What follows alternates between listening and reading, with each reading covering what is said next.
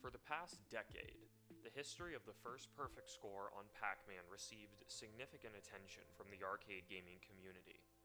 Even though everyone believed that Billy Mitchell achieved the first perfect score on July 3rd, 1999, new claims arose in 2011 that another person, named Bill Bastable, had reportedly achieved a perfect score in September of 1988, more than 10 years before Mitchell.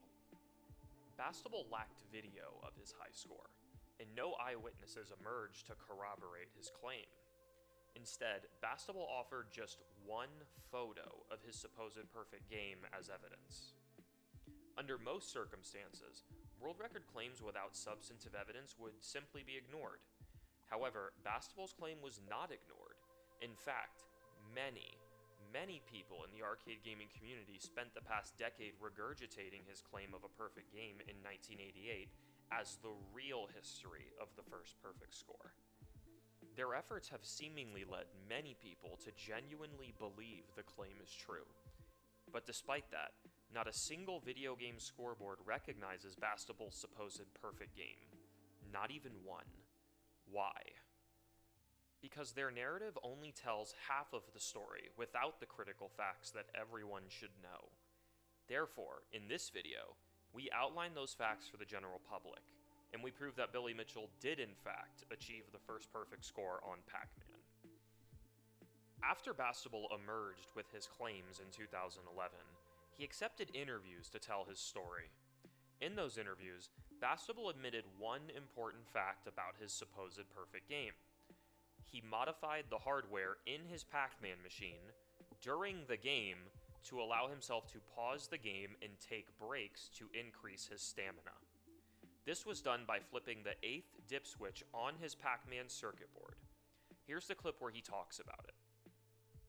You know, how can they say, if there's nobody to tell me how to do it or to guide me, that I shouldn't have been parking it and then freezing the board? Because my attitude was that by the time that I got there to the dots on the right half of the board, that I didn't want to be exhausted. Now, back in the old days, it was casual to go all the way in there and, oh, let's see what I can do, because nobody got into the machine to, see what they could learn about the last board. That's the only thing I didn't know.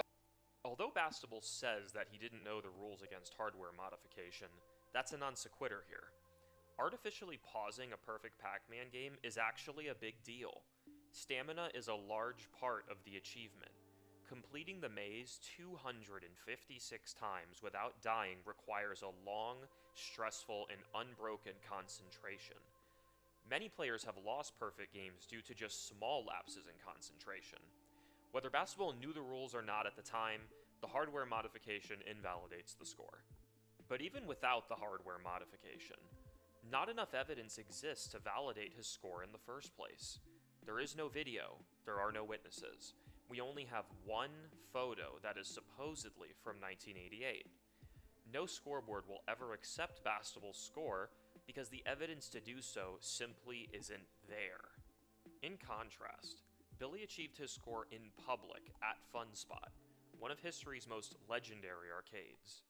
Numerous eyewitnesses have testified under oath to watching him achieve his perfect Pac-Man score, and Billy recorded his game. But some may ask, where is that recording? It was never released publicly. That's a great question. The truth is that Twin Galaxies, specifically their owner, Jace Hall, actually has Billy's recording, but is deliberately hiding it from the public eye. In February 2018, Twin Galaxies received a shipment of videotapes with one specific videotape titled, quote, 6-hour perfect game Pac-Man, end quote. In March 2018, Jace Hall played this videotape on a live stream for the official Twin Galaxies Facebook page.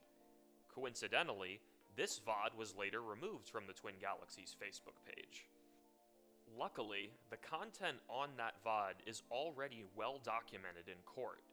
Here's a short summary from the legal documents filed in the lawsuit between Billy and Twin Galaxies. On March 22nd, 2018, on a Facebook livestream, Hall displayed Mitchell's Pac-Man tape for a short period. Prior to its display, Hall stated that, quote, I have a perfect Pac-Man sitting here. I don't know if it belongs to Billy, end quote. However, upon inserting the tape, the the truth revealed itself. Billy's physical presence appeared on the videotape, and the audience heard Mitchell's voice present in the recording. Hall's entire audience immediately recognized that the tape belonged to Mitchell, expressing statements such as, quote, "This is Billy Mitchell's tape," and, quote, "You can hear Billy Mitchell playing," end quote. Hall did not address these comments. To the contrary, he quietly ended the viewing and never displayed the videotape thereafter. Despite everyone hearing Billy's voice and seeing his reflection on the recording, Jace Hall still, to this day, claims that he doesn't know the owner of the tape.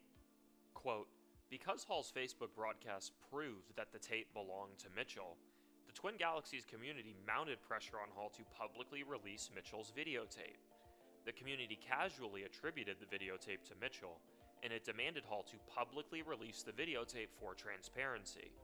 However, Hall refused, and to this day, he maintains that he, quote, does not know, end quote, who owns the videotape, going as far as to tell his community that, quote, any and all association of that tape with any specific person based on that Facebook broadcast is based on public speculation and has not been proven by anyone as definitive," end quote. Obviously, Jace Hall knows that the video belongs to Billy Mitchell. He just doesn't want the public to see the undisputable evidence that Billy Mitchell achieved the first perfect score on Pac-Man. Despite the facts that we demonstrated in this video, the myth that Bastable achieved a valid perfect score on Pac-Man before Billy Mitchell will probably persist. Some people, even though they know the facts, perpetuate the claim anyway. For example, in Twin Galaxies' new lawsuit against Billy Mitchell, they perpetuate the claim that Bastable achieved a perfect score before Billy Mitchell. Yet, there are extensive discussions on their own website that debunk the myth with the same facts that we showed in this video. Also, only a special hypocrite, like Jace Hall, would perpetuate this false claim in court while not even listing Bastable's score on his own scoreboard. For the people that perpetuate the Bastable myth, it's not about the truth. It's about rewriting history against Billy Mitchell. Thanks for watching.